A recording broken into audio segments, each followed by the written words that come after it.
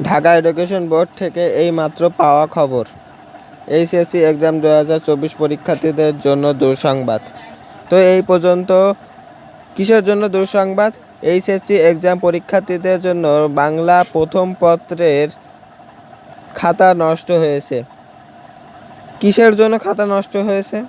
তো এটা হচ্ছে যখন বিভিন্ন আপনারা যে পরীক্ষাগুলো দিয়ে থাকেন সেই কেন্দ্রে থেকে ঢাকা এডুকেশন বোর্ডে যখন খাতাগুলো জমা দিতে বলে তখন নিয়ে যাওয়ার সময় কেন্দ্রে থেকে নিয়ে যাওয়ার সময় তখন খাতাগুলো কোঠা আন্দোলনের কারণে নষ্ট হয়েছে ক্রমাগত কারণে।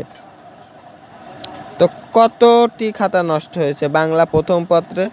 তো আমি আগে প্রথমত বলে দিই, এটা সকল সাবজেক্টেরই বেশিরভাগ আপনাদের যে পরীক্ষা হয়েছে বাংলা থেকে ভূগোল পর্যন্ত সকল সাবজেক্টেরই খাতা নষ্ট হয়েছে। তো আমরা ইতিমধ্যে এই নিউজটি পেয়েছি, সেই জন্য বলছি।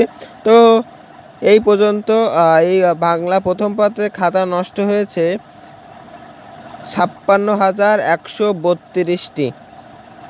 56,132টি খাতা নষ্ট হয়েছে। তো এদের কিভাবে রেজাল্ট সেট করবে? রেজাল্টটি সেট করবে হচ্ছে সবাইকে একই গ্রেড নাম্বার দিবে। এই বিষয়ে একটু আলোচনা হচ্ছে, যখন প্রকাশ পাবে তখন ইনশাল্লাহ আপনাদের মাঝে প্রকাশ করব। তো এইচএসসি এক্সামের খারাপ স্টুডেন্টের জন্য সুসংবাদ, কারণ যারা যেটা নাম্বার করেছিল সেটার থেকে একটু বেশি পাবে, আর যারা ভালো স্টুডেন্ট তাদের যেটা তারা আশা করেছে যারা প্লাস তাদের হয়তো বা কমে আসবে, কারণ সবারই একই দিবে।